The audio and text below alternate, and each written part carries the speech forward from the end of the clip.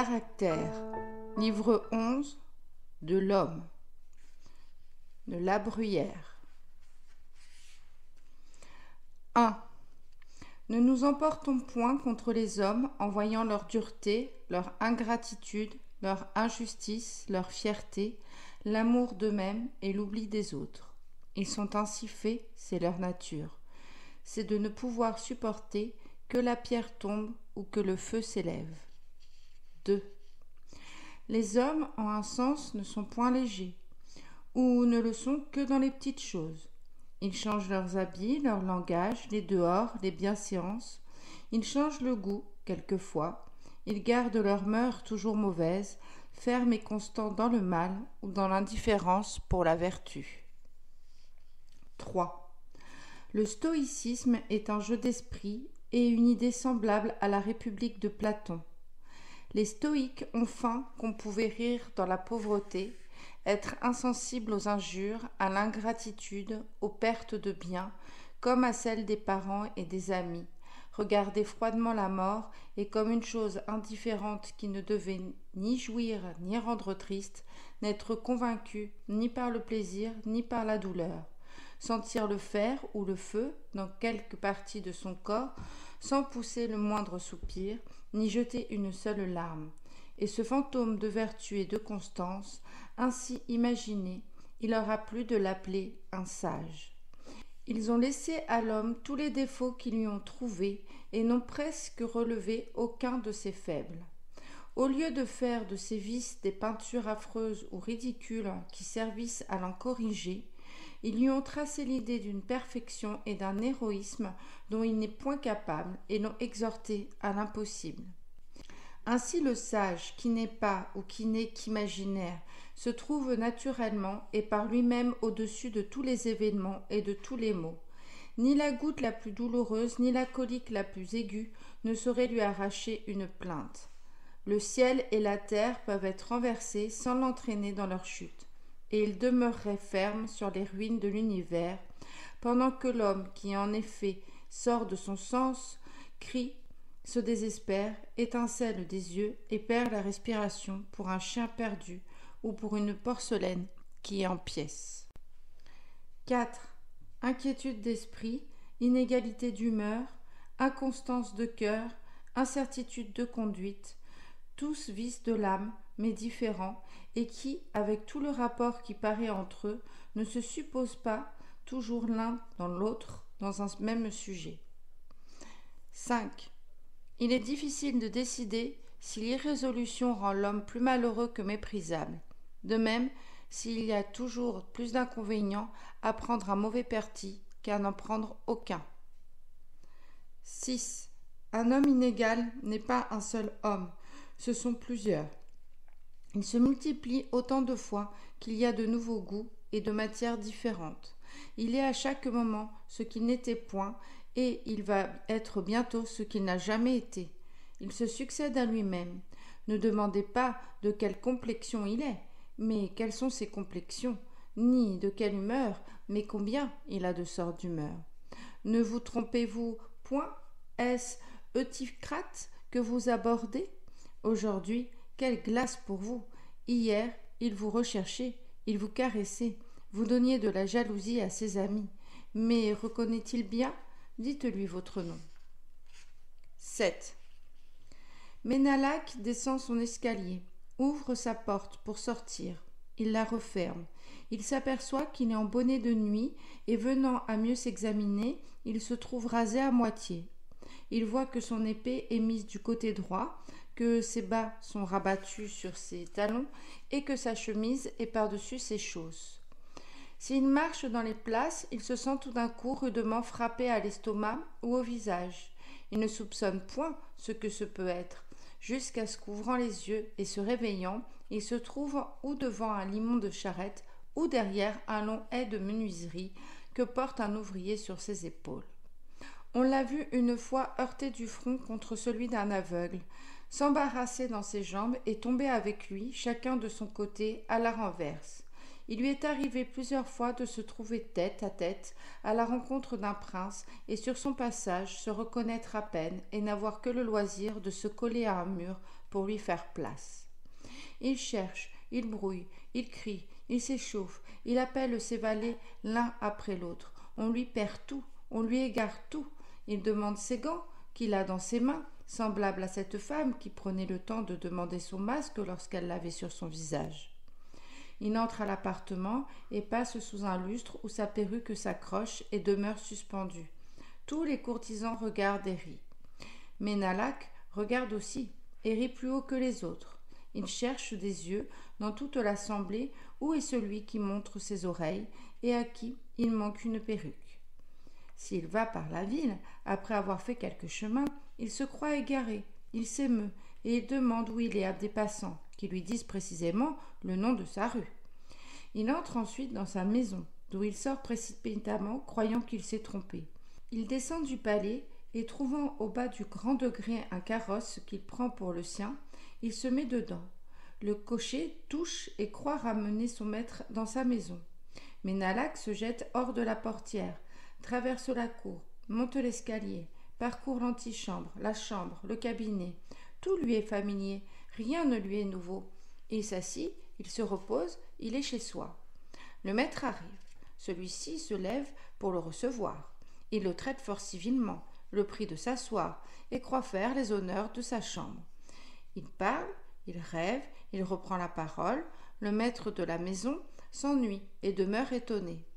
Mais Nalak ne l'est pas moins et ne dit pas ce qu'il en pense. Il a affaire à un fâcheux, à un homme oisif qui se retirera à la fin. Il espère et il prend patience. La nuit arrive qu'il est à peine détrompé. Une autre fois, il rend visite à une femme et, se persuadant bientôt que c'est lui qui la reçoit, il s'établit dans son fauteuil et ne songe nullement à l'abandonner. Il trouve ensuite que cette dame fait des visites longues. Il attend à tout moment qu'elle se lève et le laisse en liberté. Mais comme cela tire en longueur, qu'il a faim et que la nuit est déjà avancée, il la prie à souper. Elle rit, et si haut qu'elle le réveille. Lui-même se marie le lendemain, l'oublie le soir et découche la nuit de ses noces. Et quelques années après, il perd sa femme. Elle meurt entre ses bras. Il assiste à ses obsèques et le lendemain, quand on lui vient dire qu'on a servi, il demande si sa femme est prête et si elle est avertie.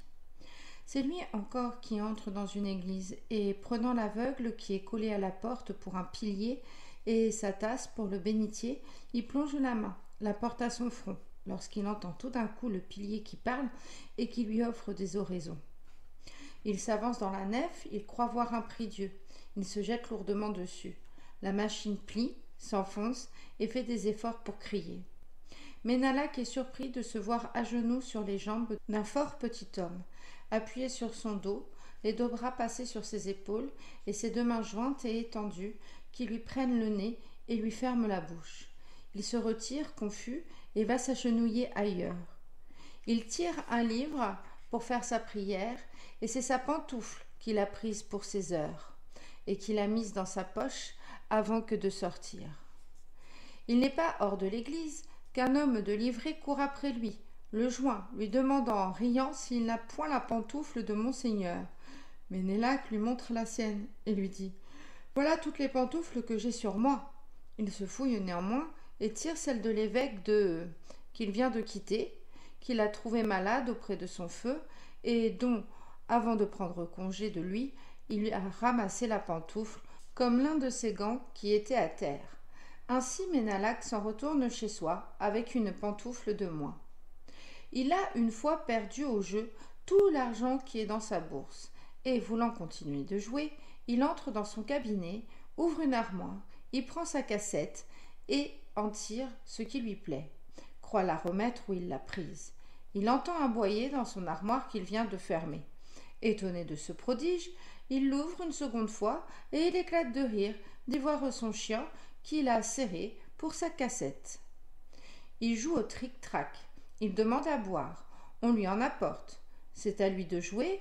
Il tient le cornet d'une main et un verre de l'autre. Et comme il a une grande soif, il avale les dés et presque le cornet, jette le verre d'eau dans le tric-trac et inonde celui contre qui il joue. Et dans une chambre où il est familier, il crache sur le lit et jette son chapeau à terre en croyant faire tout le contraire. Il se promène sur l'eau et il demande quelle heure il est. On lui présente une montre. À peine l'a-t-il reçue que, ne songeant plus ni à l'heure ni à la montre, il la jette dans la rivière comme une chose qui l'embarrasse. Lui-même écrit une longue lettre, met de la poudre dessus à plusieurs reprises et jette toujours la poudre dans l'encrier. Ce n'est pas tout. Il écrit une seconde lettre et après les avoir cachetées toutes deux, il se trompe à l'adresse. Un duc épais reçoit l'une de ces deux lettres et en l'ouvrant, il lit ces mots. « Maître Olivier, ne manquez sitôt la présente reçue de m'envoyer ma provision de foin. » Son fermier reçoit l'autre. Il l'ouvre et se la fait lire.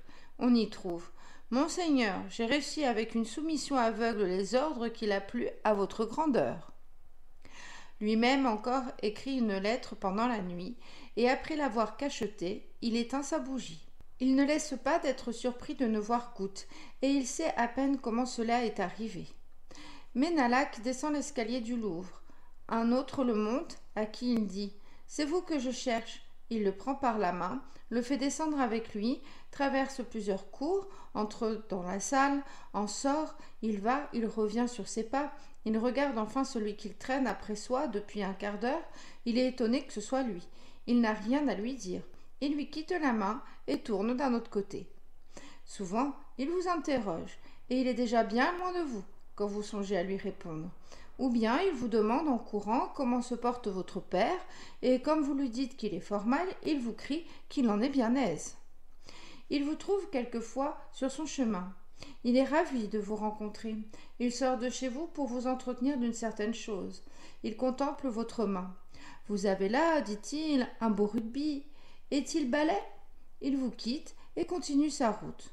Voilà l'affaire importante dont il avait à vous parler. Se trouve-t-il en campagne ?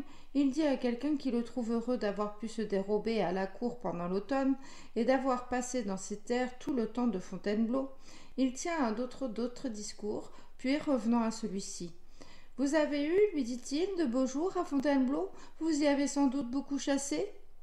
Il commence ensuite un conte qu'il oublie d'achever. Il rit en lui-même, il éclate d'une chose qui lui passe par l'esprit, il répond à sa pensée, il chante entre ses dents, il siffle, il se renverse dans une chaise, il pousse un cri plaintif, il bâille, il se croit seul. S'il trouve un repas, on voit le pain se multiplier insensiblement sur son assiette. Il est vrai que ses voisins en manquent, aussi bien que de couteaux et de fourchettes dont il ne les laisse pas jouir longtemps. On a inventé aux tables une grande cuillère pour la commodité du service. Il la prend, la plonge dans le plat, l'emplit, la porte à sa bouche, et il ne sort pas d'étonnement de voir répandu sur son linge et sur ses habits le potage qu'il vient d'avaler. Il oublie de boire pendant tout le dîner, ou s'il s'en souvient, et qu'il y trouve qu'on lui donne trop de vin, il en flaque plus de la moitié au visage de celui qui est à sa droite. Il boit le reste tranquillement et ne comprend pas pourquoi tout le monde éclate de rire de ce qu'il a jeté à terre, ce qu'on lui a versé de trop. Il est un jour retenu au lit pour quelque incommodité. On lui rend visite. Il y a un cercle d'hommes et de femmes dans la ruelle qui l'entretiennent et, en leur présence, il soulève sa couverture et crache dans ses draps. On le mène au Chartreux. On lui fait voir un cloître orné d'ouvrages, tous de la main d'un excellent peintre. Le religieux qui les lui explique parle de saint Bruno, du chanoine et de son aventure, en fait une longue histoire et la montre dans l'un de ses tableaux.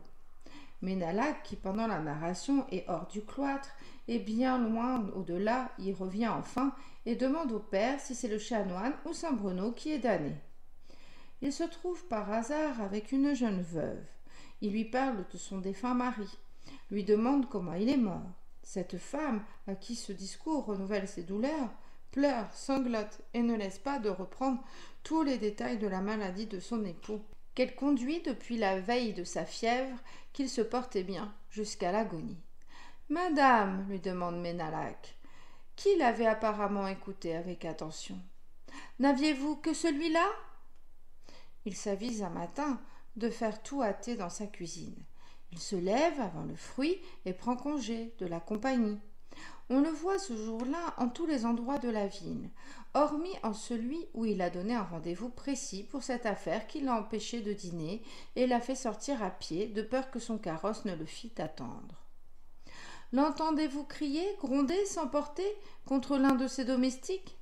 Il est étonné de ne le point voir. « Où peut-il être ?» dit-il. « Que fait-il? Qu'est-il devenu? Qu'il ne se présente plus devant moi. Je le chasse dès à 7 heures. » Le valet arrive, à qui il demande fièrement d'où il vient. Il lui répond qu'il vient de l'endroit où il l'a envoyé et il lui rend un fidèle compte de sa commission. Vous le prendriez souvent pour tout ce qu'il n'est pas, pour un stupide, car il n'écoute point, et il parle encore moins, pour un fou, car outre qu'il parle tout seul, il est sujet à de certaines grimaces et à des mouvements de tête involontaires. Pour un homme fier et un civil, car vous le saluez, et il passe sans vous regarder, ou il vous regarde sans vous rendre le salut. Pour un inconsidéré, car il parle de banqueroute au milieu d'une famille où il y a toute cette tâche d'exécution et d'échafaud devant un homme dont le père y a monté, de roture devant des roturiers qui sont riches et qui se donnent pour nobles. De même, il a dessein d'élever auprès de soi un fils naturel sous le nom et le personnage d'un valet, et quoiqu'il veuille le détourber à la connaissance de sa femme et de ses enfants, il lui échappe de l'appeler son fils 10 fois le jour. Il a pris aussi la résolution de marier son fils à la fille d'un homme d'affaires, et il ne laisse pas de dire de temps en temps, en parlant de sa maison et de ses ancêtres, que les Ménalaques ne sont jamais mésaillés. Enfin, il n'est ni présent, ni attentif dans une compagnie à ce qui fait le sujet de la conversation. Il pense et il parle tout à la fois, mais la chose dont il parle est rarement celle à laquelle il pense. Aussi, ne parle-t-il guère conséquemment et avec suite. Où il dit non, souvent il faut dire oui, et où il dit oui, croyez qu'il veut dire non. Il en a, en vous répondant si juste, les yeux fort ouverts, mais il ne s'en sert point. Il ne regarde ni vous, ni personne, ni rien qui soit au monde. Tout ce que vous pouvez tirer de lui, et encore dans le temps qu'il est le plus appliqué et d'un meilleur commerce, ce sont ces mots. « Oui, vraiment, c'est vrai, bon, tout de bon? Oui, je pense que oui, assurément. Ah, ciel !» et quelques autres monosyllabes qui ne sont pas même placés à propos. Jamais aussi il n'est avec ceux avec qui il paraît être. Il appelle sérieusement son laquais monsieur, et son ami, il l'appelle la verdure. Il dit « Votre révérence » à un prince de sang et « Votre Altesse » à un jésuite. Il entend la messe, le prêtre vient à éternuer. Il lui dit « Dieu vous assiste ». Il se trouve avec un magistrat, cet homme, grave par son caractère, vénérable par son âge et par sa dignité, l'interroge sur un événement et lui demande si cela est ainsi. Ménalaque lui répond « Oui, mesdemoiselles ». Il revient une fois à la campagne, ses lacets en livrée entreprennent de le voler et y réussissent. Il descend de son carrosse, lui porte un bout de flambeau sous la gorge, lui demande la bourse et il la rend. Arrivé chez soi, il raconte son aventure à ses amis qui ne manquent pas de l'interroger sur les circonstances et il leur dit « Demandez à mes gens, ils y étaient ». 8. L'incivilité n'est pas un vice de l'âme, elle est l'effet de plusieurs vices. De la sotte vanité, de l'ignorance de ses devoirs, de la paresse, de la stupidité, de la distraction, du mépris des autres, de la jalousie. Pour ne se répandre que sur les dehors, elle n'en est que plus haïssable, parce que c'est toujours un défaut visible et manifeste. Il est vrai cependant qu'il offense plus ou moins selon la cause qui le produit. 9. Dire d'un homme colère, inégal, querelleux, chagrin, pointilleux, capricieux, c'est son humeur, n'est pas l'excuser, comme on le croit, mais avouer, sans y penser, que de si grands défauts sont irrémédiables. Ce qu'on appelle humeur est une chose trop négligée parmi les hommes. Ils devraient comprendre qu'il ne leur suffit pas d'être bons, mais qu'ils doivent encore paraître tels, du moins s'ils tentent à être sociables, capables d'union et de commerce, c'est-à-dire à être des hommes. L'on n'exige pas des âmes malignes qu'elles aient de la douceur et de la souplesse. Elles ne leur manquent jamais et elles leur servent de piège pour surprendre les simples et pour faire valoir leurs artifices.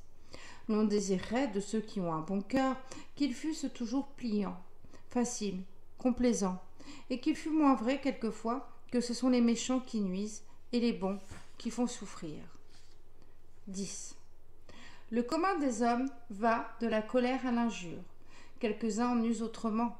Ils offensent, et puis ils se fâchent. La surprise, où l'on est toujours de ce procédé, ne laisse pas de place au ressentiment. 11. Les hommes ne s'attachent pas assez à ne point manquer les occasions de faire plaisir. Il semble que l'on entre dans un emploi que pour pouvoir obliger et n'en rien faire. La chose la plus prompte et qui se présente d'abord, c'est le refus, et l'on n'accorde que par réflexion. 12. Sachez précisément ce que vous pouvez attendre des hommes en général, et de chacun d'eux en particulier, et jetez-vous ensuite dans le commerce du monde.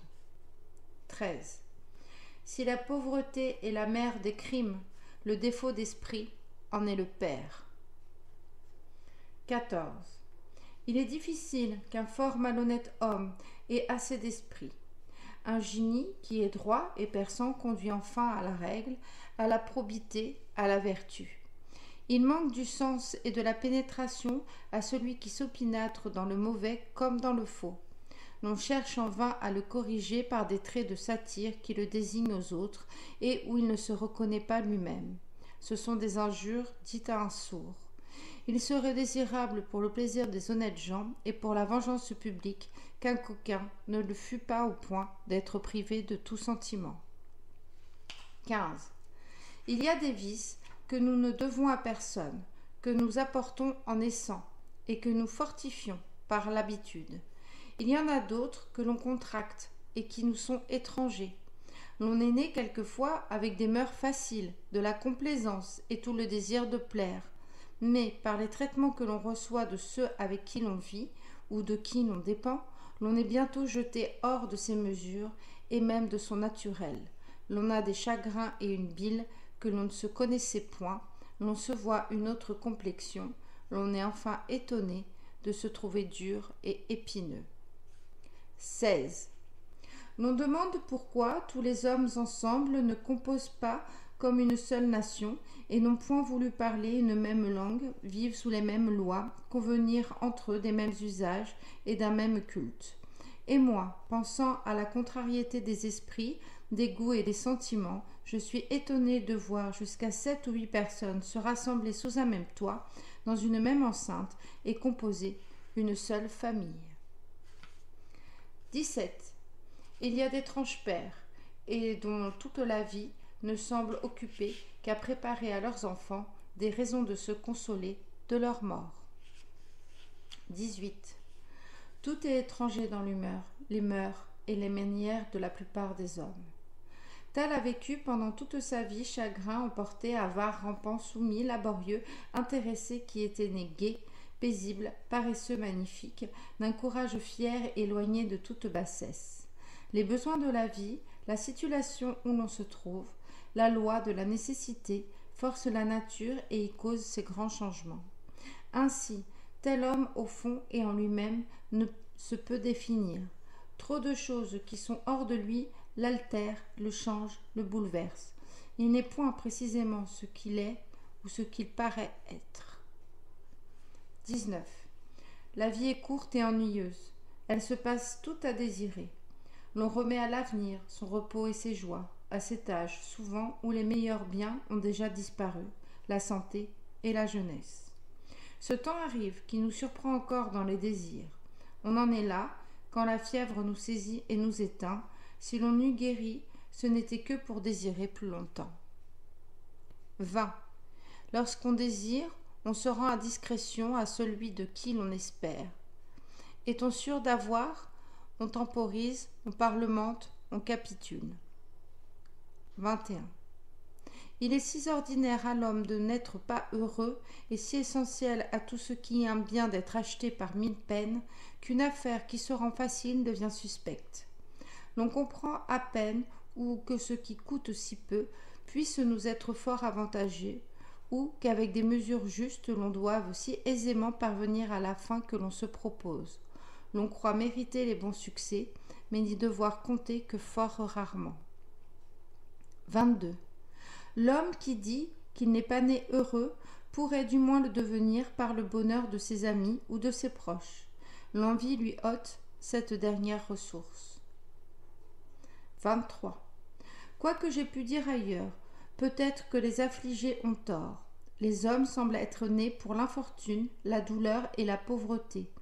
Peu en échappent et comme toute disgrâce peut leur arriver, ils devraient être préparés à toute disgrâce. 24. Les hommes ont tant de peine à s'approcher sur les affaires, sont si épineux sur les moindres intérêts, si hérissés de difficultés, veulent si fort tromper et si peu être trompés, mettent si haut ce qui leur appartient et si bas ce qui appartient aux autres, que j'avoue que je ne sais pas par où et comment se peuvent conclure les mariages, les contrats, les acquisitions, la paix, la trêve, les traités, les alliances. 25. À quelques-uns, l'arrogance tient lieu de grandeur, l'inhumanité de fermeté et la fourberie d'esprit. Les foules croient aisément que les autres le sont. Ils ne peuvent guère être trompés, ils ne se trompent pas longtemps. Je me rachèterai toujours fort volontiers d'être fourbe par être stupide et passer pour tel. On ne trompe point en bien, la fourberie ajoute la malice au mensonge. 26. S'il y avait moins de dupes, il y aurait moins de ce qu'on appelle les hommes fins ou entendus, et de ceux qui tirent autant de vanité que de distraction d'avoir su, pendant tout le cours de leur vie, tromper les autres. Comment voulez-vous, Chérophile, à qui le manque de parole, les mauvais offices, la fourberie, bien loin de nuire, ont mérité des grâces et des bienfaits de ceux même qu'il a ou manqué de servir ou désobliger? Ne présume pas infiniment de soi et de son industrie. 27. L'on entend dans les places et dans les rues des grandes villes, et de la bouche de ceux qui passent, que les mots d'exploit, de saisie, d'interrogatoire, de promesse et de plaider contre sa promesse. Est-ce qu'il n'y aurait pas dans le monde la plus petite équité? Serait-il au contraire rempli de gens qui demandent froidement ce qui ne leur est pas dû, ou qui refusent nettement de rendre ce qu'ils doivent? Parchemin inventé pour faire souvenir ou pour convaincre les hommes de leurs paroles. Honte de l'humanité. Ôter les passions, l'intérêt et l'injustice qu'elles calment dans les plus grandes villes, les besoins et la subsistance n'y font pas le tiers de l'embarras. 28. Rien n'engage tant un esprit raisonnable à supporter tranquillement des parents et des amis les torts qu'ils ont à son égard, que la réflexion qu'il fait sur les vices de l'humanité et combien il est pénible aux hommes d'être constants, généreux, fidèles, d'être touchés d'une amitié plus forte que leur intérêt. Comme il connaît leur portée, il n'exige point d'eux qu'ils pénètrent les corps, qu'ils volent dans l'air, qu'ils aident l'équité. Il peut haïr les hommes en général, où il y a si peu de vertu, mais il excuse les particuliers. Il les aime même par des motifs plus relevés, et il s'étudie à mériter le moins qu'il se peut une pareille indulgence. 29. Il y a de certains biens que l'on désire avec emportement, et dont l'idée seule nous enlève et nous transporte s'il nous arrive de les obtenir. On les sent plus tranquillement qu'on ne l'eût pensé, on en jouit moins que l'on aspire encore à de plus grands. 30. Il y a des maux effroyables et d'horribles malheurs où l'on ose penser, et dont la seule vue fait frémir. S'il arrive que l'on y tombe, l'on se trouve des ressources qu'on ne se connaissait point, l'on se réduit contre son infortune, et l'on fait mieux qu'on ne l'espérait. 31. Il ne faut quelquefois qu'une jolie maison dont on hérite, qu'un beau cheval ou un joli chien dont se trouve le maître, qu'une tapisserie, qu'une pendule pour adoucir une grande douleur et pour faire moins sentir une grande perte. 32. Je suppose que les hommes soient éternels sur la terre, et je médite ensuite sur ce qui pourrait me faire connaître qu'il se ferait alors une plus grande affaire de leur établissement qu'ils ne s'en font dans l'état où sont les choses. 33. Si la vie est misérable, elle est pénible à supporter. Si elle est heureuse, il est horrible de la perdre. L'un revient à l'autre. 34.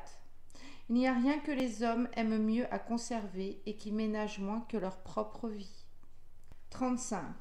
Irène se transporte à grands frais en Épidore, voit Esculape dans son temple et le contemple sur tous ses maux. D'abord elle se plaint qu'elle est lasse et recrue de fatigue, et le dieu prononce que cela lui arrive par la longueur du chemin qu'elle vient de faire. Elle dit qu'elle est le soir sans appétit. L'oracle lui ordonne de dîner peu. Elle ajoute qu'elle est sujette à des insomnies, et il lui prescrit de n'être au lit que pendant la nuit. Elle lui demande pourquoi elle devient pesante et quel remède. L'oracle répond qu'elle doit se lever avant midi et quelquefois se servir de ses jambes pour marcher. Elle lui déclare que le vin lui est nuisible. L'oracle lui dit de boire de l'eau, qu'elle a des indigestions, et il ajoute qu'elle fasse diète. « Ma vue s'affaiblit, dit Irène. « Prenez des lunettes, dit Esculape. « Je m'affaiblis moi-même, continue-t-elle, et je ne suis ni si forte ni si saine que j'ai été. C'est, dit le dieu, que vous vieillissez. Mais quel moyen de guérir de cette langueur? Le plus court, Irène, c'est de mourir, comme ont fait votre mère et votre aïeul. Fils d'Apollon, s'écrie Irène, quel conseil me donnez-vous? Est-ce là toute cette science que les hommes publient et qui vous fait révérer de toute la terre? Que m'apprendrez-vous de rare et de mystérieux?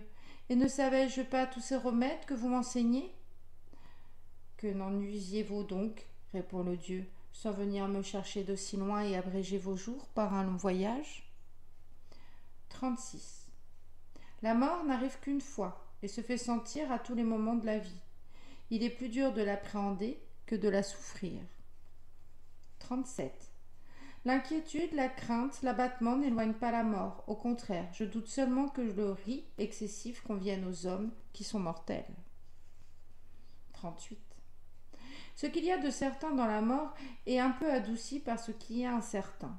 C'est indéfini dans le temps qui tient, quelque chose de l'infini et de ce qu'on appelle éternité. 39. Pensons que, comme nous soupirons présentement pour la florissante jeunesse qui n'est plus et ne reviendra point, la caducité suivra, qui nous fera regretter l'âge viril où nous sommes encore et que nous n'estimons pas assez. 40. L'on craint la vieillesse que l'on n'est pas sûr de pouvoir atteindre. 41. L'on espère de vieillir et l'on craint la vieillesse, c'est-à-dire l'on aime la vie et l'on fuit la mort. 42. C'est plutôt fait de céder à la nature et de craindre la mort que de faire de continuels efforts, s'armer de raison et de réflexion, et d'être continuellement aux prises avec soi-même pour ne la pas craindre. 43. Si de tous les hommes les uns mouraient, les autres non, ce serait une désolante affliction que de mourir. 44. Une longue maladie semble être placée entre la vie et la mort, afin que la mort même devienne un soulagement, et à ceux qui meurent et à ceux qui restent. 45. À parler humainement, la mort a un bel endroit qui est de mettre fin à la vieillesse. La mort qui prévient la caducité arrive plus à propos que celle qui la termine. 46. Le regret qu'ont les hommes du mauvais emploi du temps qu'ils ont déjà vécu ne les conduit pas toujours à faire de celui qui leur reste à vivre un meilleur usage. 47. La vie est un sommeil. Les vieillards sont ceux dont le sommeil a été plus long. Ils ne commencent à se réveiller que quand il faut mourir. S'ils repassent alors sur tout le cours de leurs années, ils ne trouvent souvent ni vertu ni action louable qui les distingue les unes des autres. Ils confondent leurs différences d'âge, ils n'y voient rien qui marque assez pour mesurer le temps qu'ils ont vécu. Ils ont eu un songe confus, informe et sans aucune suite. Ils sentent néanmoins, comme ceux qui s'éveillent, qu'ils ont dormi longtemps. 48. Il n'y a pour l'homme que 3 événements, naître, vivre et mourir. Il ne se sent pas naître, il souffre à mourir et il oublie de vivre. 49. Il y a un temps où la raison n'est pas encore, où l'on ne vit que par instinct, à la manière des animaux, et dont il ne reste dans la mémoire aucun vestige. Il y a un second temps où la raison se développe, où elle est formée, et où elle pourrait agir si elle n'était pas obscurcie et comme éteinte par les vices de la complexion et par un enchaînement de passions qui se succèdent les unes aux autres et conduisent jusqu'au 3e et dernier âge. La raison, alors dans sa force, devrait produire, mais elle est refroidie et ralentie par les années, par la maladie et la douleur, déconcertée ensuite par le désordre de la machine qui est dans son déclin, et ces temps, néanmoins, sont la vie de l'homme. 50. Les enfants sont hautains, dédaigneux, colères, envieux, curieux, intéressés, paresseux, volages, timides, intempérants, menteurs, dissimulés. Ils rient et pleurent facilement, ils ont des joies immodérées et des afflictions amères sur de très petits sujets. Ils ne veulent point souffrir de mal et aiment à en faire, ils sont déjà des hommes. 51. Les enfants n'ont ni passé ni avenir, et ce qui nous arrive, guère, ils jouissent du présent. 52. Le caractère de l'enfance paraît unique. Les mœurs dans cet âge sont assez les mêmes, et ce n'est qu'avec une curieuse attention qu'on en pénètre la différence. Elle augmente avec la raison, parce qu'avec celle-ci croissent les passions et les vices qui seuls rendent les hommes et si dissemblables entre eux et si contraires à eux-mêmes. 53. Les enfants ont déjà de leur âme l'imagination et la mémoire, c'est-à-dire ce que les vieillards n'ont plus. Et ils en tirent un merveilleux usage pour leurs petits jeux et pour tout leur amusement. C'est par elles qu'ils répètent ce qu'ils ont entendu dire, qu'ils contrefont ce qu'ils ont vu faire, et qu'ils sont de tout métier, soit qu'ils s'occupent en effet à 1000 petits ouvrages, soit qu'ils imitent les divers artisans par le mouvement et par le geste, qu'ils se trouvent à un grand festin et y font bonne chère, qu'ils se transportent dans des palais et dans des lieux enchantés, que, bien que seuls, ils se voient un riche équipage et un grand cortège, qu'ils conduisent des armées, livrent bataille et jouissent du plaisir de la victoire, qu'ils parlent au roi et aux grands princes, qu'ils sont rois eux-mêmes, ont des sujets, possèdent des trésors, qu'ils peuvent faire de feuilles d'arbres ou de grains de sable, et ce qu'ils ignorent dans la suite de leur vie, savent à cet âge être les arbitres de leur fortune et les maîtres de leur propre félicité. 54. Il n'y a nul vice extérieur et nul défaut du corps qui ne soit aperçu par les enfants. Ils les saisissent d'une première vue et ils savent les exprimer par des mots convenables. On ne nomme point plus heureusement. Devenus hommes, ils sont chargés à leur tour de toutes les imperfections dont ils se sont moqués. L'unique soin des enfants est de trouver l'endroit faible de leur maître, comme de tous ceux à qui ils sont soumis. Dès qu'ils ont pu les entamer, ils gagnent le dessus et prennent sur eux un ascendant qu'ils ne perdent plus. Ce qui nous fait déchoir une première fois de cette supériorité à leur égard est toujours ce qui nous empêche de la recouvrer. 55. La paresse, l'indolence et l'oisiveté, vices si naturels aux enfants, disparaissent dans leur jeu où ils sont vifs, appliqués, exacts, amoureux des règles et de la symétrie, où ils ne se pardonnent nulle faute les uns aux autres, et recommencent eux-mêmes plusieurs fois une seule chose qu'ils ont manquée. Présagent certains qu'ils pourront un jour négliger leurs devoirs, mais qu'ils n'oublieront rien pour leur plaisir. 56. Aux enfants tout paraît grand, les cours, les jardins, les édifices, les meubles, les hommes, les animaux. Aux hommes, les choses du monde paraissent ainsi, et j'ose dire par la même raison, parce qu'ils sont petits. 57. Les enfants commencent entre eux par l'état populaire, chacun y est le maître, et, ce qui est bien naturel, ils ne s'en accommodent pas longtemps et passent au monarchique. Quelqu'un se distingue ou par une plus grande vivacité, ou par une meilleure disposition du corps, ou par une connaissance plus exacte des jeux différents et des petites lois qui les composent. Les autres lui défèrent, et il se forme alors un gouvernement absolu qui ne roule que sur le plaisir. 58. Qui doute que des enfants ne conçoivent, qu'ils ne jugent, qu'ils ne raisonnent conséquemment? Si c'est seulement sur de petites choses, c'est qu'ils sont enfants, et sans une longue expérience. Et si c'est en mauvais termes, c'est moins leur faute que celle de leurs parents ou de leurs maîtres. 59.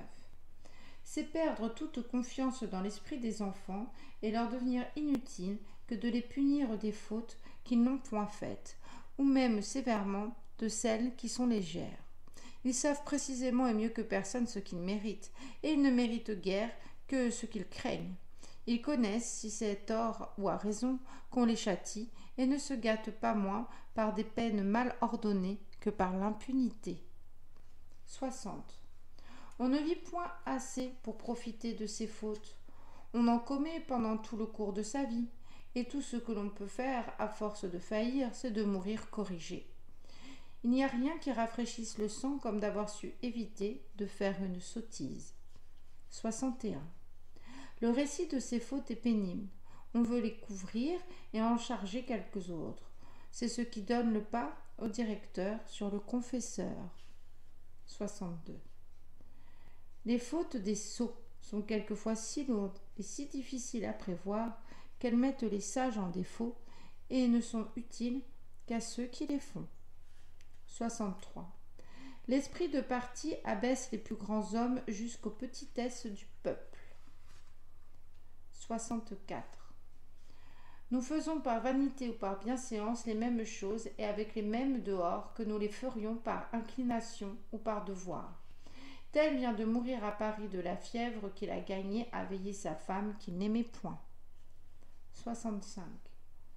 Les hommes, dans le cœur, veulent être estimés, et ils cachent avec soin l'envie qu'ils ont d'être estimés, parce que les hommes veulent passer pour vertueux, et que vouloir tirer de la vertu tout autre avantage que la même vertu, je veux dire l'estime et les louanges, ce ne serait plus être vertueux, mais aimer l'estime et les louanges ou être vain.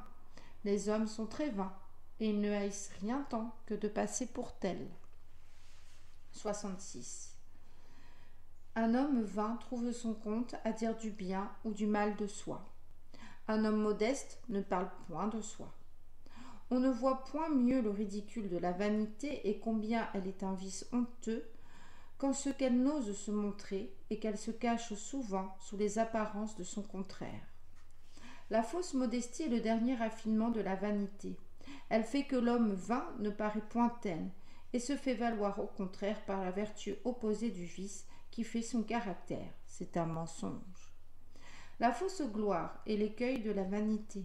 Elle nous conduit à vouloir être estimés par des choses qui à la vérité se trouvent en nous, mais qui sont frivoles et indignes quand on les relève. C'est une erreur. 67. Les hommes parlent de manière sur ce qui les regarde, qu'ils n'avouent d'eux-mêmes que de petits défauts, et encore ce qui suppose en leur personne de beaux talents ou de grandes qualités. Ainsi l'on se plaint de son peu de mémoire, content d'ailleurs de son grand sens en son bon jugement. L'on reçoit le reproche de la distraction et de la rêverie, comme s'il nous accordait le bel esprit. L'on dit de soi qu'on est maladroit et qu'on ne peut rien faire de ses mains, fort consolé de la perte de ses petits talents par ceux de l'esprit ou par les dons de l'âme que tout le monde nous connaît. L'on fait l'aveu de sa paresse en des termes qui signifient toujours son désintéressement et que l'on est guéri de l'ambition. L'on ne rougit point de sa malpropreté, qui n'est qu'une négligence pour les petites choses, et qui semble supposer qu'on n'a d'application que pour les solides et essentiels. Un homme de guerre aime à dire que c'est par trop d'empressement ou par curiosité qu'il se trouva un certain jour à la tranchée, ou en quelque autre poste très périlleux, sans être de garde ni commandé, et il ajoute qu'il en fut repris de son général.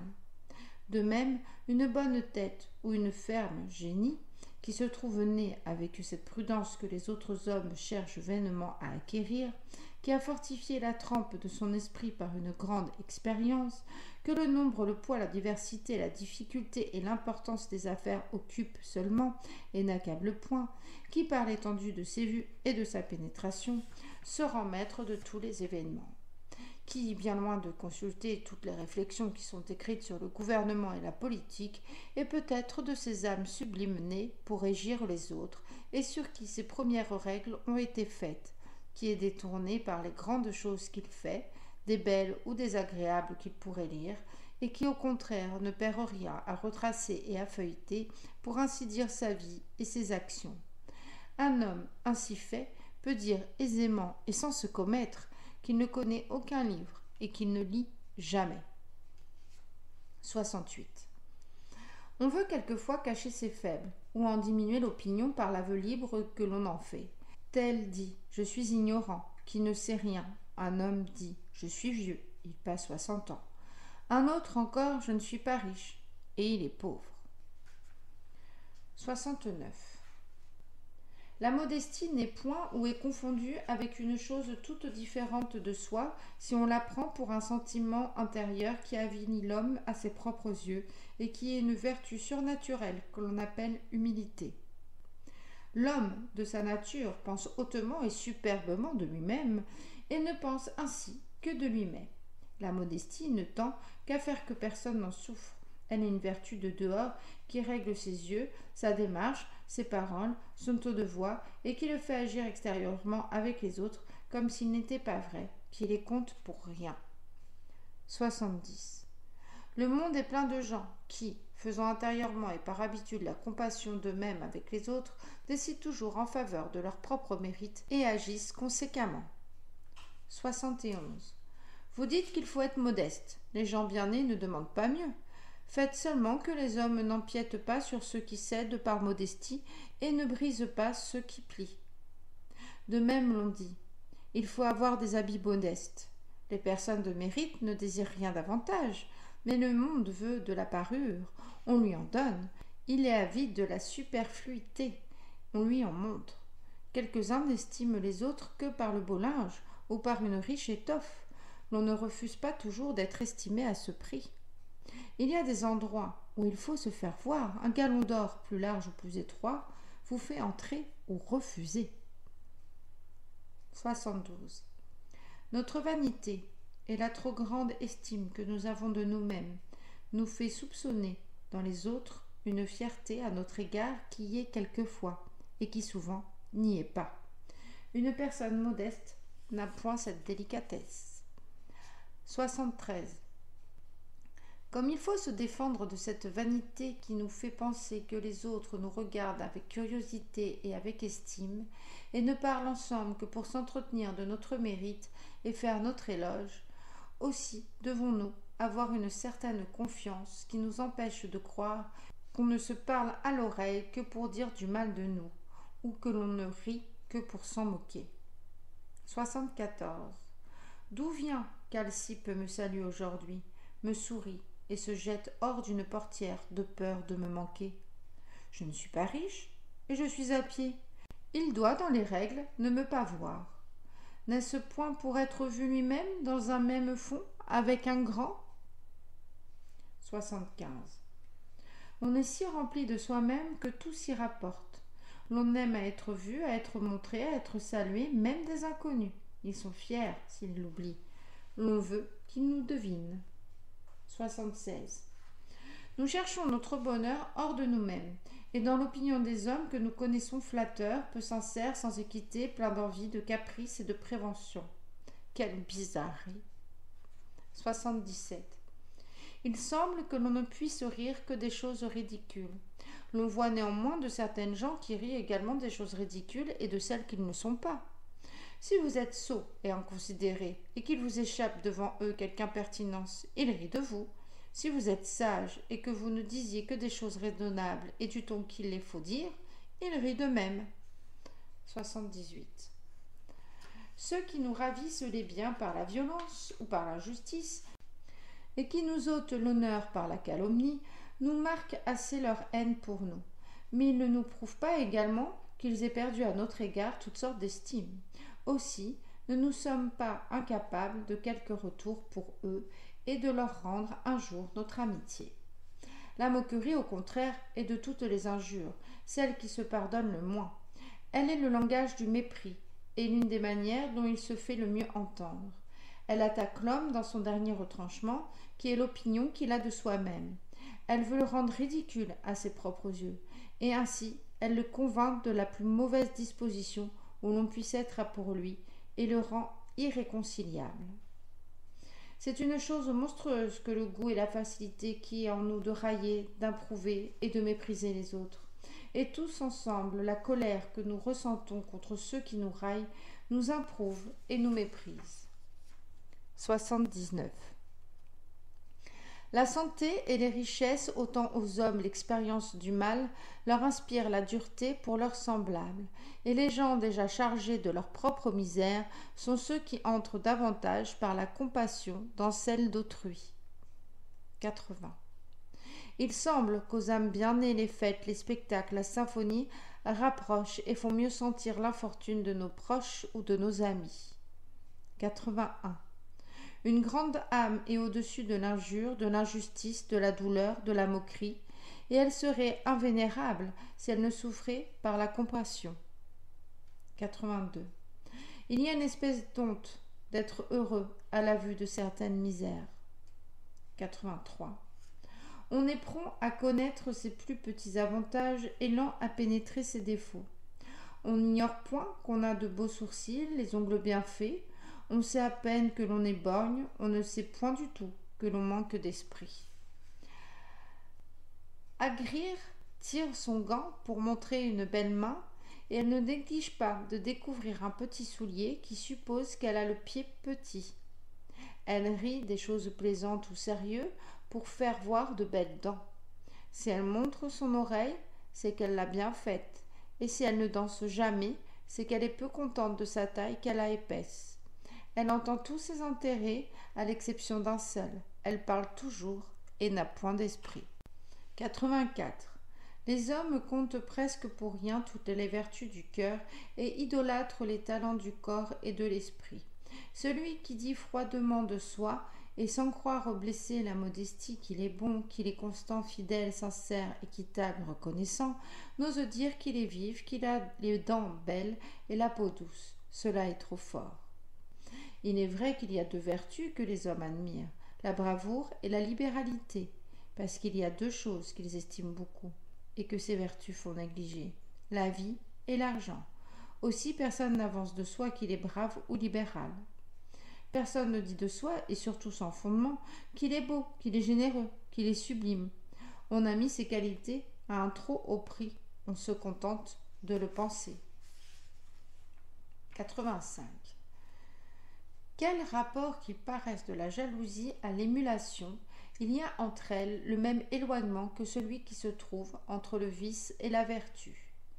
La jalousie et l'émulation s'exercent sur le même objet qui est le bien ou le mérite des autres, avec cette différence que celle-ci est un sentiment volontaire, courageux, sincère, qui rend l'âme féconde, qui la fait profiter des grands exemples et la porte souvent au-dessus de ce qu'elle admire, et que celle-là, au contraire, est un mouvement violent et comme un aveu contraint du mérite qui est hors d'elle, qu'elle va même jusqu'à nier la vertu dans les sujets où elle existe, ou qui, forcée de la reconnaître, lui refuse les éloges ou lui envie des récompenses.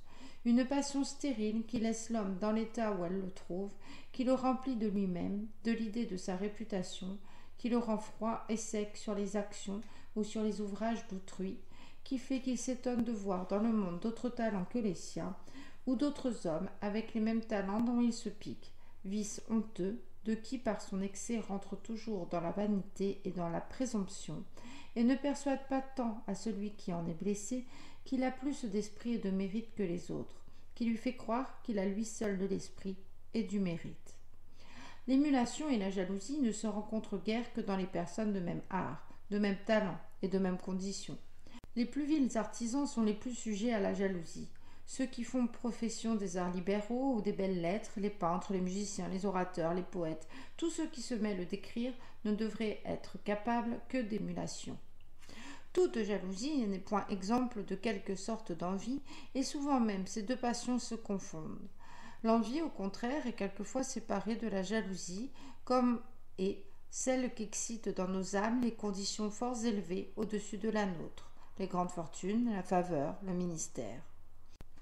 L'envie et la haine s'unissent toujours et se fortifient l'une l'autre dans un même sujet, et elles ne sont reconnaissables entre elles qu'en ce que l'une s'attache à la personne, l'autre à l'état et à la condition.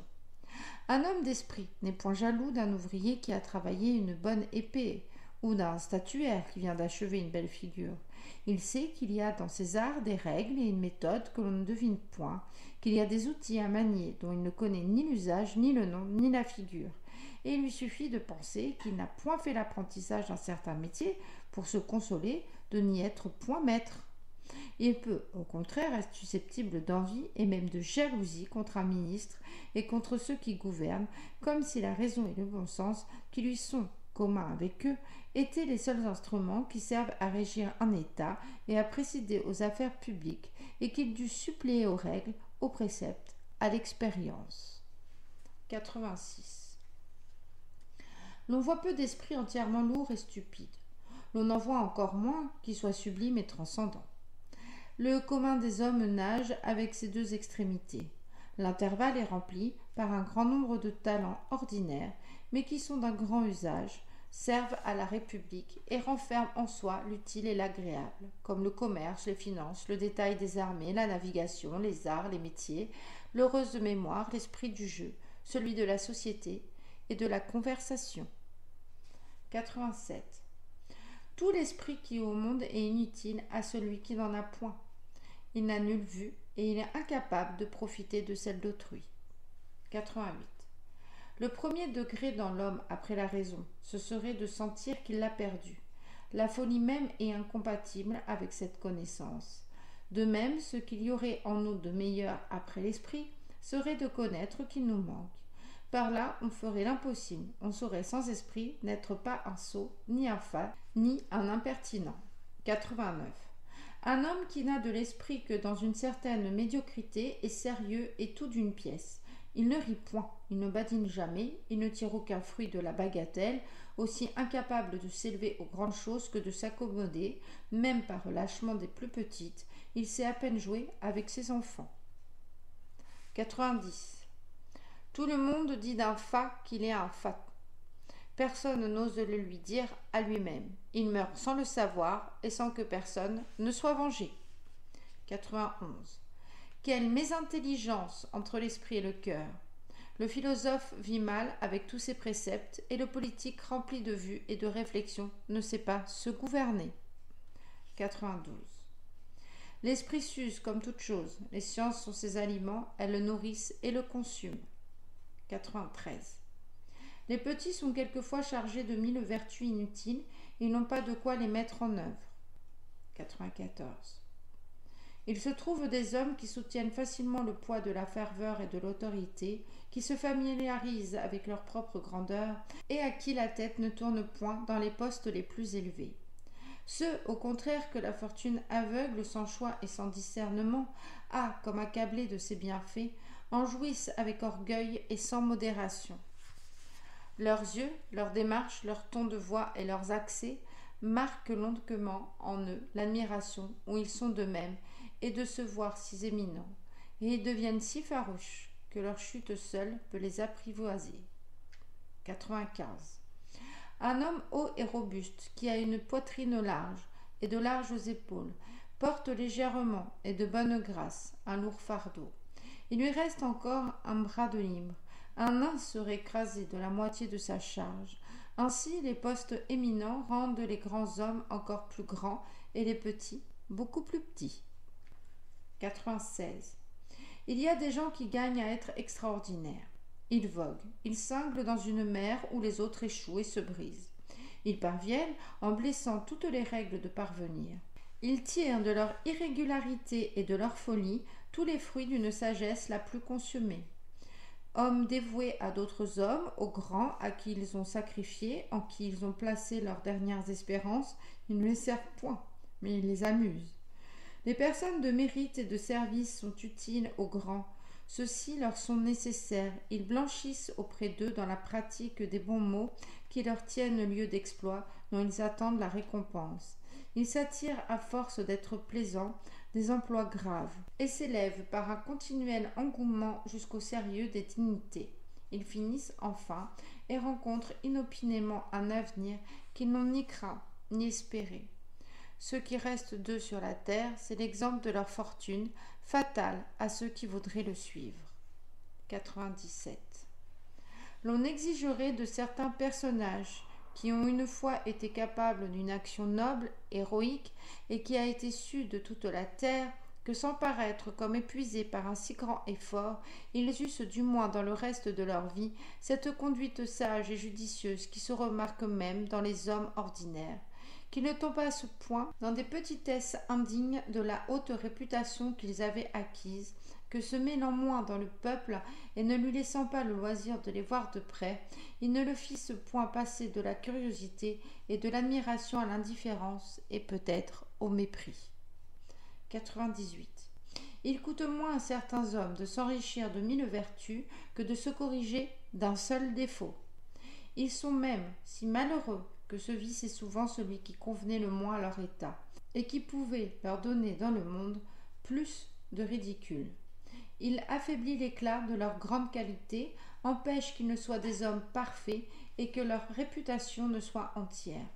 On ne leur demande point qu'ils soient plus éclairés et plus incorruptibles, qu'ils soient plus amis de l'ordre et de la discipline, plus fidèles à leurs devoirs, plus zélés pour le bien public, plus graves. On veut seulement qu'ils ne soient point amoureux. 99.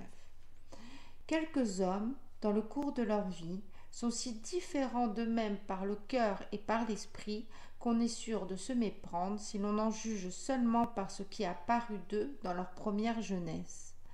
Tels étaient pieux, sages, savants, qui, par cette mollesse inséparable d'une trop riante fortune, ne le sont plus. L'on en sait d'autres qui ont commencé leur vie par les plaisirs et qui ont mis ce qu'ils avaient d'esprit à les connaître, que les disgrâces ensuite ont rendus religieux, sages, tempérants. Ces derniers sont, pour l'ordinaire, de grands sujets, et sur qui l'on peut faire beaucoup de fond. Ils ont une probité éprouvée par la science et par l'adversité. Ils hantent sur cette extrême politesse que le commerce des femmes leur a donnée, et dont ils ne se défieront jamais. Un esprit de règle, de réflexion et quelquefois une haute capacité qu'ils doivent à la chambre et au loisir d'une mauvaise fortune. Tout notre mal vient de ne pouvoir être seul, de là le jeu, le luxe, la dissipation, le vin, les femmes, l'ignorance, la médisance, l'envie, l'oubli de soi-même et de Dieu. 100. L'homme semble quelquefois ne se suffire pas à soi-même. Les ténèbres, la solitude, le trouble le jettent dans des craintes frivoles et dans de vaines terreurs. Le moindre mal, alors, qui puisse lui arriver, est de s'ennuyer. 101. L'ennui est entré dans le monde par la paresse. Elle a beaucoup de part dans la recherche que font les hommes des plaisirs, du jeu, de la société. Celui qui aime le travail a assez de soi-même. 102. La plupart des hommes emploient la meilleure partie de leur vie à rendre l'autre misérable. 103. Il y a des ouvrages qui commencent par A et finissent par Z. Le bon, le mauvais, le pire, tout y entre. Rien en un certain genre n'est oublié. Quelle recherche, quelle affectation dans ces ouvrages! On les appelle des jeux d'esprit. De même, il y a un jeu dans la conduite. On a commencé, il faut finir. On veut fournir toute la carrière. Il serait mieux ou de changer ou de suspendre, mais il est plus rare et plus difficile de poursuivre. On poursuit, on s'anime par les contradictions, la vanité soutient, supplée à la raison, qui cède et qui se désiste. On porte ce raffinement jusque dans les actions les plus vertueuses, dans celles même où il entre de la religion. 104. Il n'y a que nos devoirs qui nous coûtent, parce que leur pratique, ne regardant que les choses que nous sommes étroitement obligés de faire, elle n'est pas suivie de grands éloges, qui est tout ce qui nous excite aux actions louables et qui nous soutient dans nos entreprises. N aime une piété fastueuse qui lui attire l'intendance des besoins des pauvres, le rend dépositaire de leur patrimoine et fait de sa maison un dépôt public où se font les distributions. Les gens à petits collets et les sœurs grises y ont une libre entrée. Toute une ville voit ses aumônes et les publie. Qui pourrait douter qu'il soit homme de bien, si ce n'est peut-être ses créanciers? 105. Géronte meurt de caducité, et sans avoir fait ce testament qu'il projetait depuis 30 années, 10 têtes viennent, ha inestat, partager sa succession. Il ne suivait depuis longtemps que par les soins d'Astérie, sa femme, qui jeune encore s'était dévouée à sa personne, ne le perdait pas de vue, secourait sa vieillesse et lui a enfin fermé les yeux. Il ne lui laisse pas assez de bien pour pouvoir se passer pour vivre d'un autre vieillard. 106.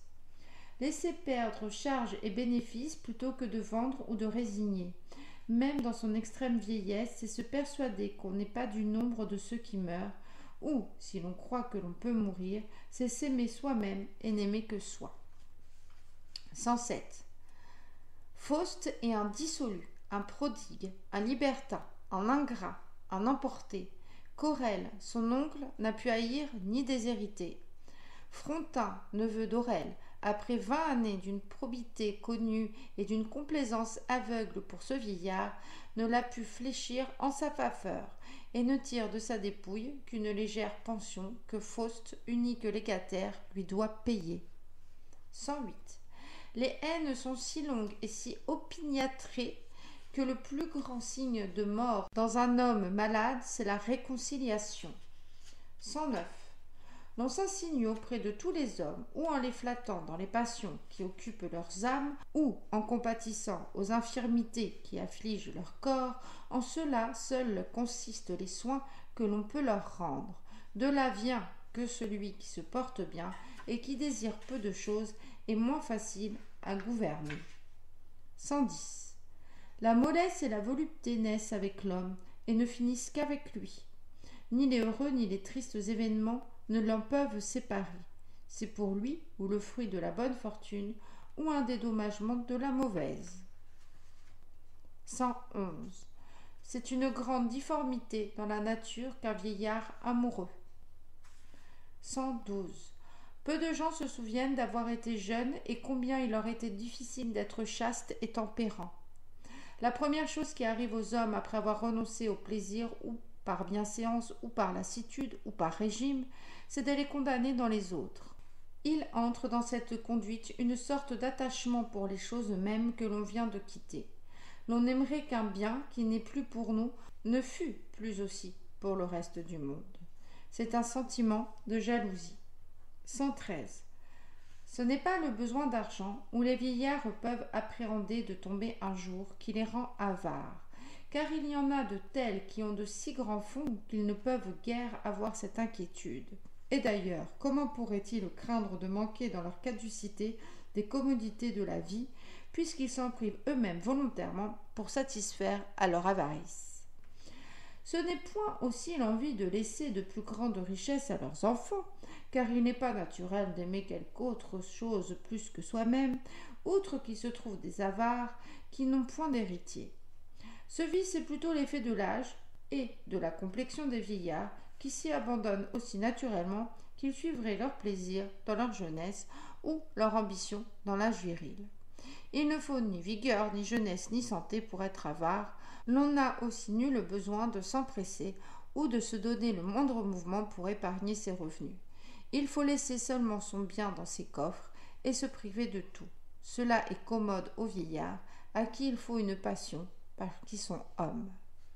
114.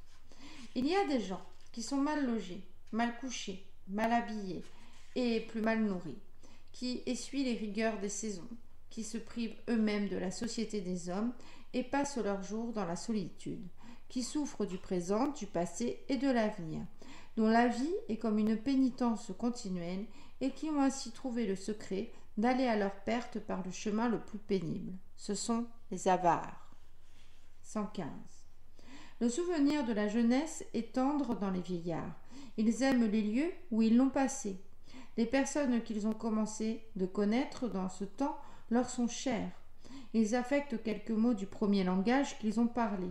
Ils tiennent pour l'ancienne manière de chanter et pour la vieille danse. Ils vantent les modes qui régnaient alors dans leurs habits, les meubles et l'équipage. Ils ne peuvent encore désapprouver des choses qui servaient à leur passion, qui étaient si utiles à leur plaisir et qui en rappellent la mémoire. Comment pourraient-ils préférer de nouveaux usages et des modes toutes récentes où ils n'ont nulle part, dont ils n'espèrent rien, que des jeunes gens ont fait et dont ils tirent à leur tour de si grands avantages contre la vieillesse? 116. Une trop grande négligence comme une excessive parure dans les vieillards multiplie leurs rides et font mieux voir leur caducité. 117. Un vieillard est fier, dédaigneux et d'un commerce difficile s'il n'a beaucoup d'esprit. 118.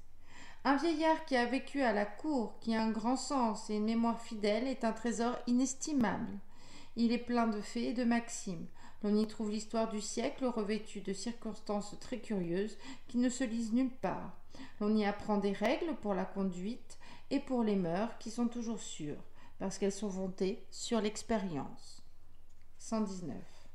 Les jeunes gens, à cause des passions qui les amusent, s'accommodent mieux de la solitude que les vieillards. 120. Philippe, déjà vieux, raffine sur la propreté et sur la mollesse. Il passe aux petites délicatesses. Il s'est fait un art du boire, du manger, du repos et de l'exercice.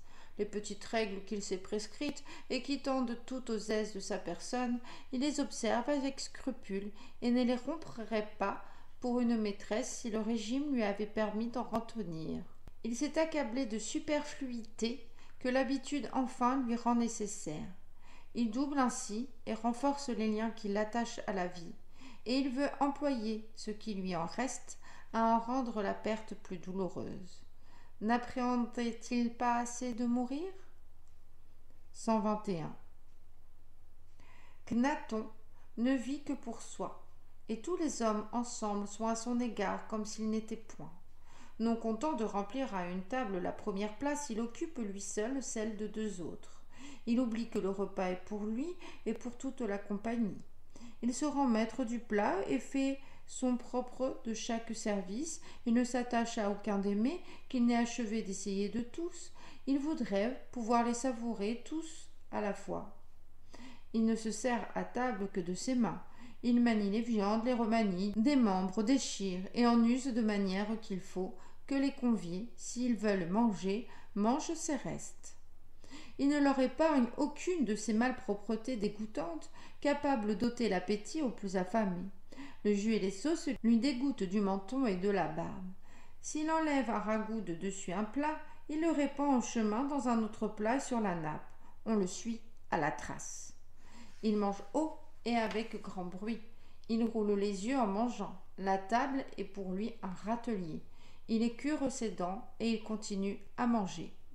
Il se refait quelque part où il se trouve une manière d'établissement et ne souffre pas d'être plus pressé au sermon ou au théâtre que dans sa chambre.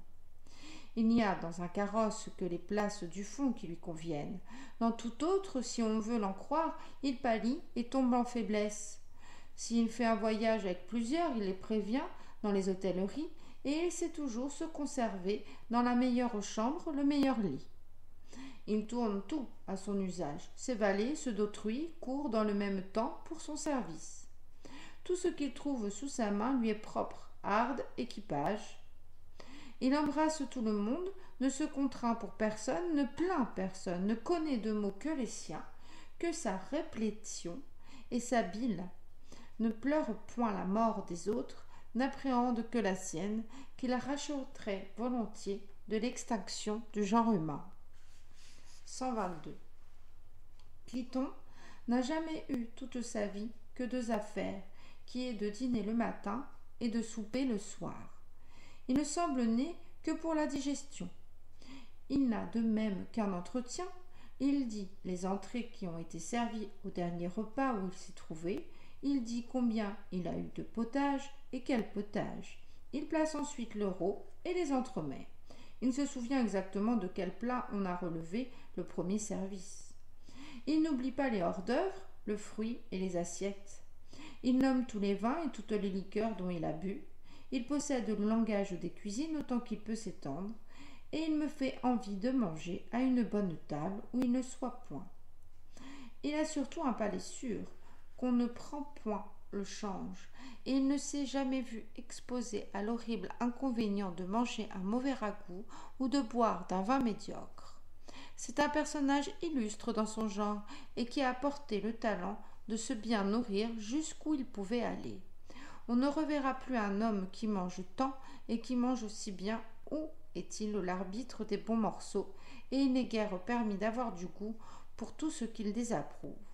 Mais il n'est plus. Il s'est fait du moins porter à table jusqu'au dernier soupir. Il donnait à manger le jour qu'il est mort. Quelque part où il soit, il mange, et s'il revient au monde, c'est pour manger. 123. Ruffin commence à grisonner, mais il est sain. Il a un visage frais et un œil vif qui lui promettent encore 20 années de vie. Il est gai, jovial, familier, indifférent. Il rit de tout son cœur, et il rit tout seul, et sans sujet. Il est content de soi, des siens, de sa petite fortune. Il dit qu'il est heureux. Il prend son fils unique, jeune homme de grande espérance, et qui pouvait un jour être l'honneur de sa famille. Il remet sur d'autres le soin de pleurer. Il dit « Mon fils est mort, cela fera mourir sa mère. » Il est consolé. Il n'a point de passion, il n'a ami ni ennemi, personne ne l'embrasse, tout le monde lui convient. Tout lui est propre. Il parle à celui qu'il voit une première fois avec la même liberté et la même confiance qu'à ceux qu'il appelle de vieux amis, et lui fait part bientôt de ses coquelicots et de ses historiettes.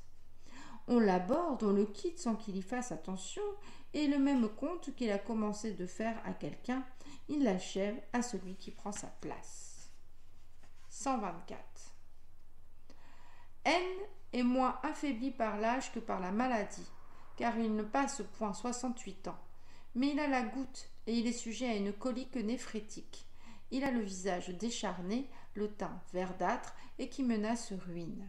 Il fait marner sa terre et il compte que, de 15 ans entiers, il ne sera obligé de la fumer.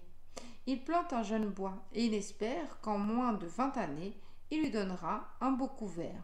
Il fait bâtir dans la rue une maison de pierre de taille, raffermie dans les encoignures par des mains de fer, et dont il assure, en toussant et avec une voix frêle et débile, qu'on ne verra jamais la fin. Il se promène tous les jours dans ses ateliers, sur les bras d'un valet qui le soulage. Il montre à ses amis ce qu'il a fait, et il leur dit qu'il a le dessein de faire. Ce n'est pas pour ses enfants qu'il bâtit, car il n'en a point, ni pour ses héritiers, personne vile, et qui se sont brouillés avec lui. C'est pour lui seul, et il mourra demain. 125. Antagoras a un visage trivial et populaire, un Suisse de paroisse où le Saint-Pierre qui orne le grand autel n'est pas mieux connu que lui de toute la multitude.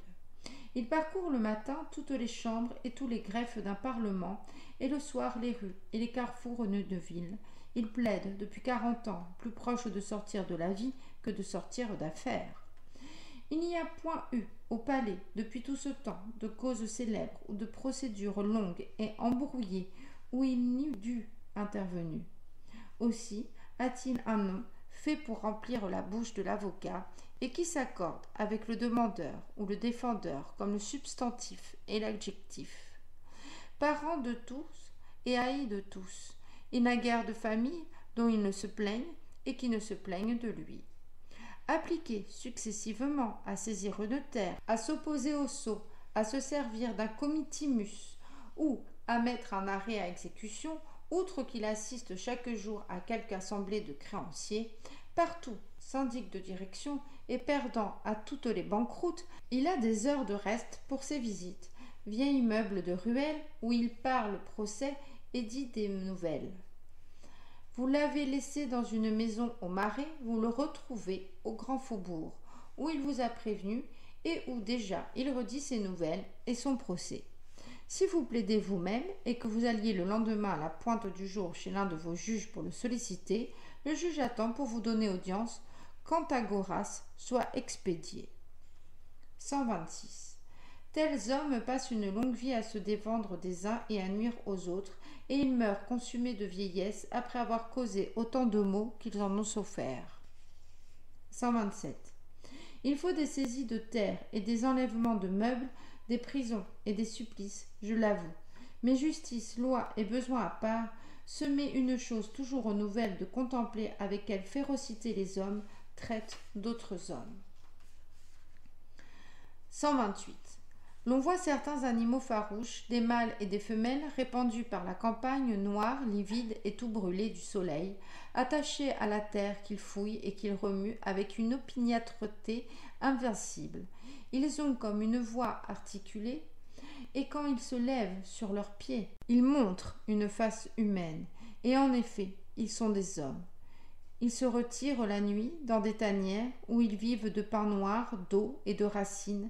Ils épargnent aux autres hommes la peine de semer, de labourer et de recueillir pour vivre, et méritent ainsi de ne pas manquer de ce pain qu'ils ont semé. 129. Don Fernand, dans sa province, est oisif, ignorant, médisant, querelleux, fourbe, intempérant, impertinent, mais il tire l'épée contre ses voisins et pour un rien, il expose sa vie, il a tué des hommes, il sera tué. 130.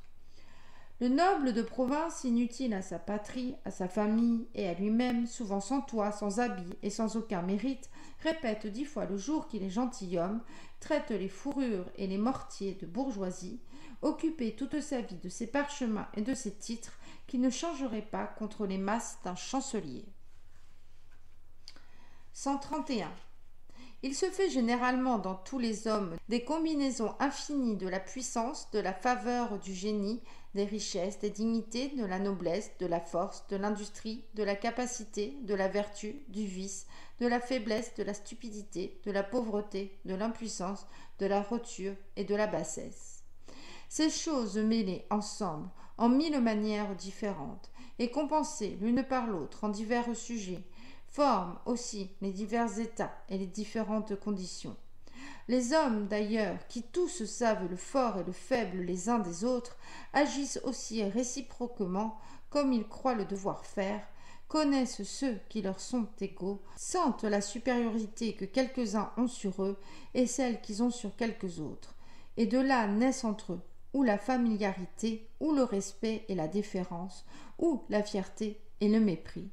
De cette source vient que dans les endroits publics et où le monde se rassemble, on se trouve à tout moment entre celui que l'on cherche à aborder ou à saluer et cet autre que l'on feint de ne pas connaître et dont l'on veut encore moins se laisser joindre, que l'on se fait honneur de l'un et qu'on a honte de l'autre, qu'il arrive même que celui dont vous faites honneur et que vous voulez retenir est celui aussi qui est embarrassé de vous et qui vous quitte, et que le même est souvent celui qui rougit d'autrui et dont on rougit, qui daigne ici et qui là est dédaigné. Il est encore assez ordinaire de mépriser qui nous méprise, quelle misère, et qu'il est vrai que dans un si étrange commerce de ce que l'on pense gagner d'un côté, on le perd de l'autre. Ne reviendrait-il pas au même de renoncer à toute hauteur et à toute fierté, qui convient si peu aux faibles hommes, et de composer ensemble, de se traiter sous avec une mutuelle bonté qui, avec l'avantage de n'être jamais mortifié, nous procurerait un aussi grand bien que celui de ne mortifier personne. 132. Bien loin de s'effrayer ou de rougir même du nom de philosophe, il n'y a personne au monde qui n'eût dû avoir une forte teinture de philosophie. Elle convient à tout le monde. La pratique en est utile à tous les âges, à tous les sexes et à toutes les conditions. Elle nous console du bonheur d'autrui, des indignes préférences, des mauvais succès, du déclin de nos forces ou de notre beauté. Elle nous arme contre la pauvreté, la vieillesse, la maladie et la mort, contre les sots et les mauvais railleurs. Elle nous fait vivre sans une femme, ou nous fait supporter celle avec qui nous vivons. 133.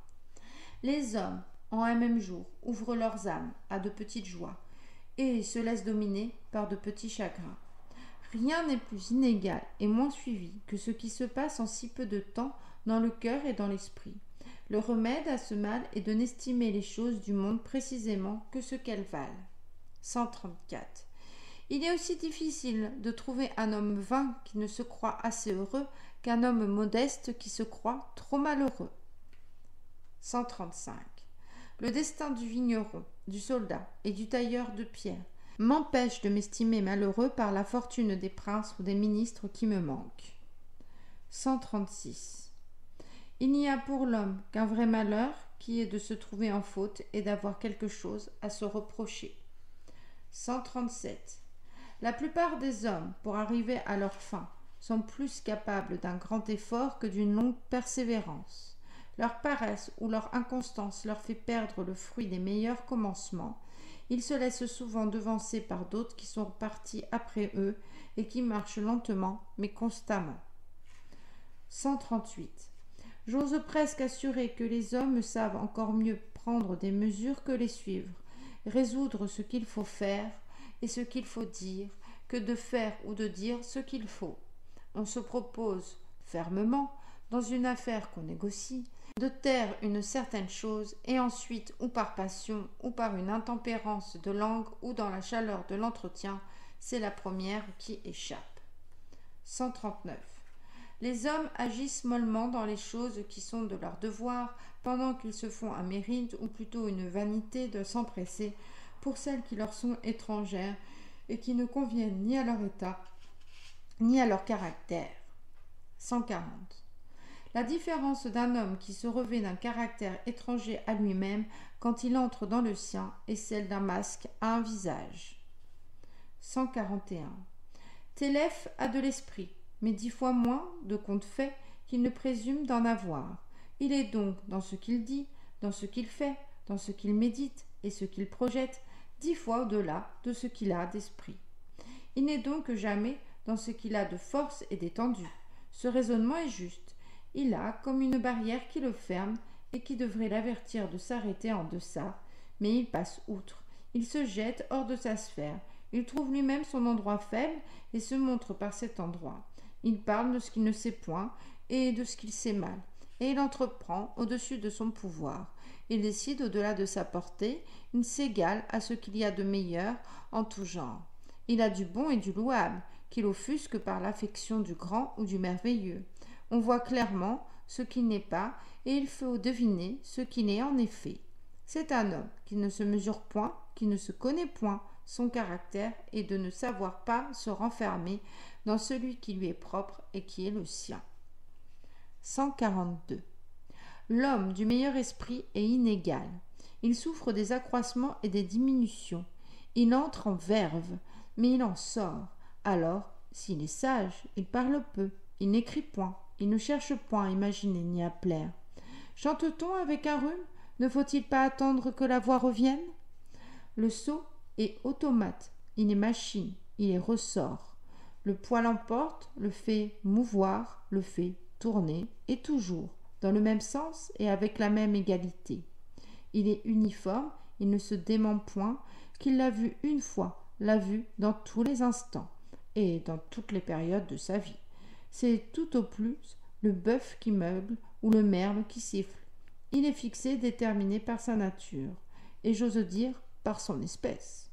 Ce qui paraît le moins, lui, c'est son âme. Elle n'agit point, elle ne s'exerce point, elle se repose.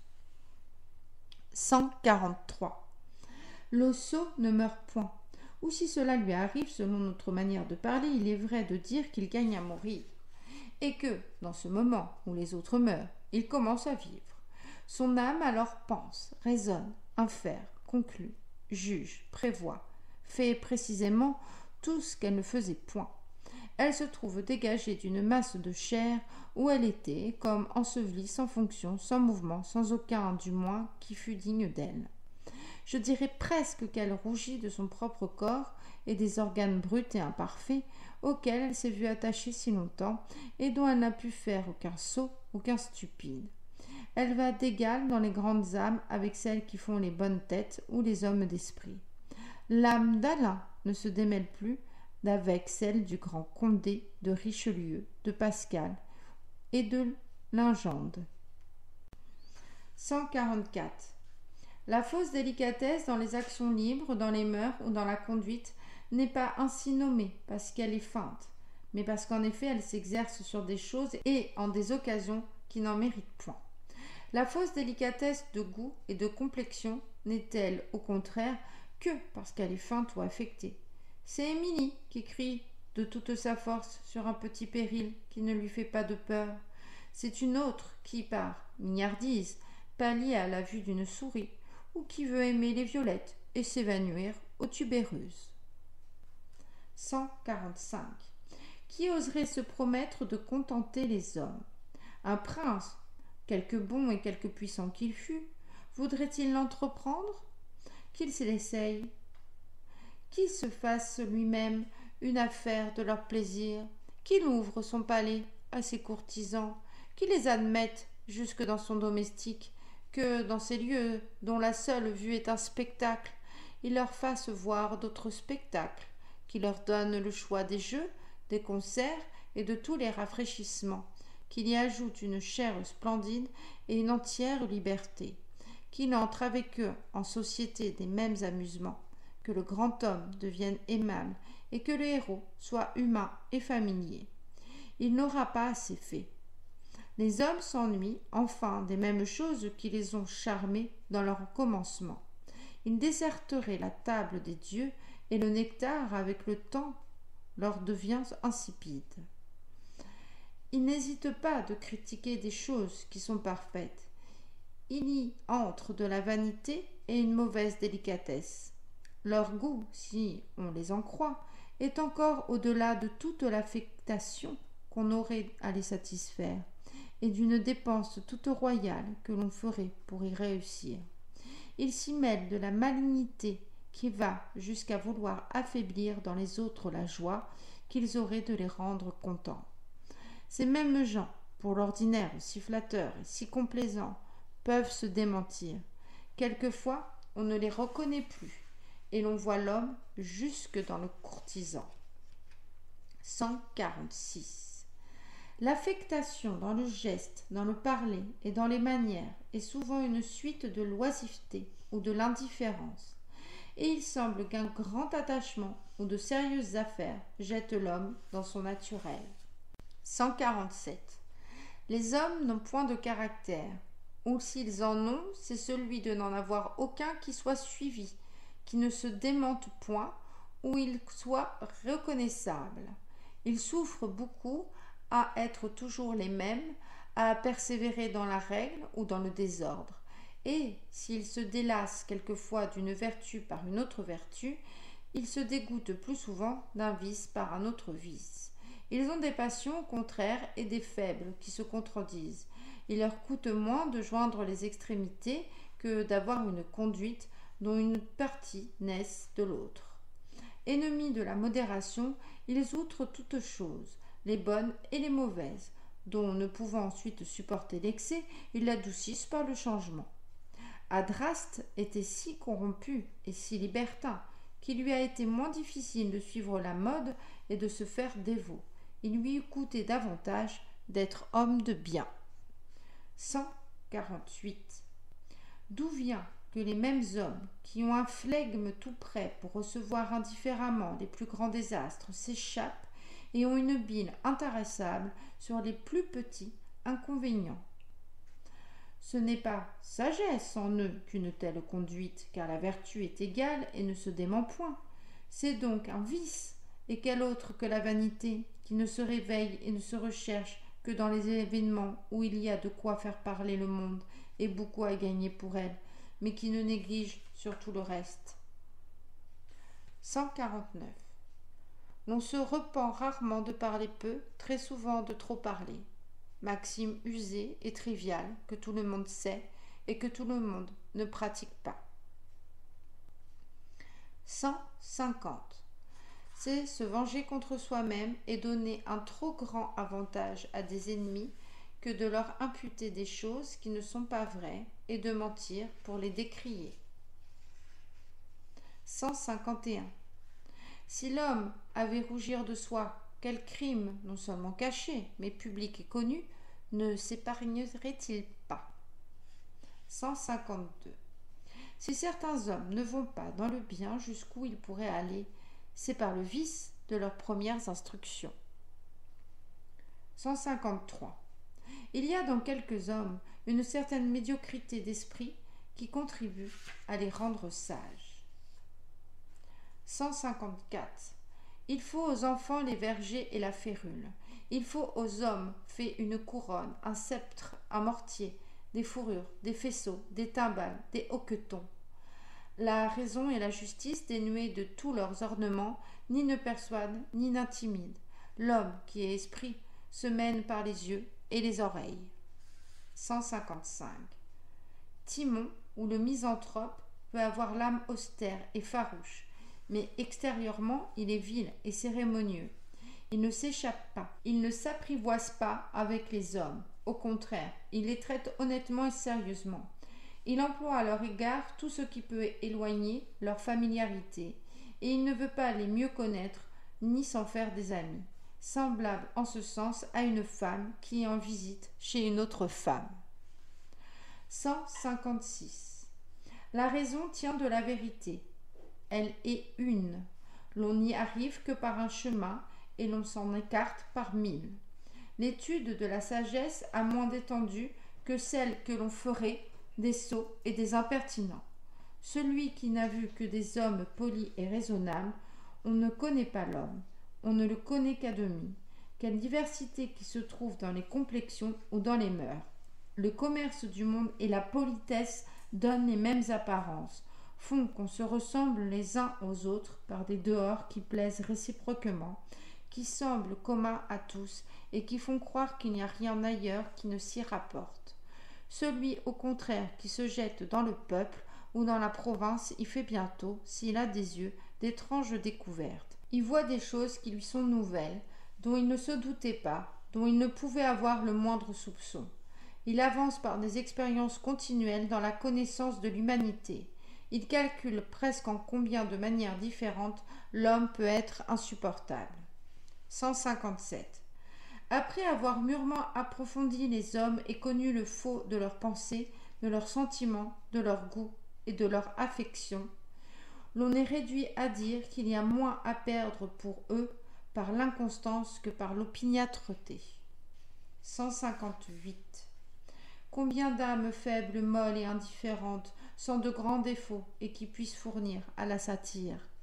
Combien de sortes de ridicules répandues parmi les hommes, mais qui, par leur singularité, ne tirent point conséquence et ne sont d'aucune ressource pour l'instruction et pour la morale. Ce sont des vices uniques qui ne sont pas contagieux et qui sont moins de l'humanité que de la personne.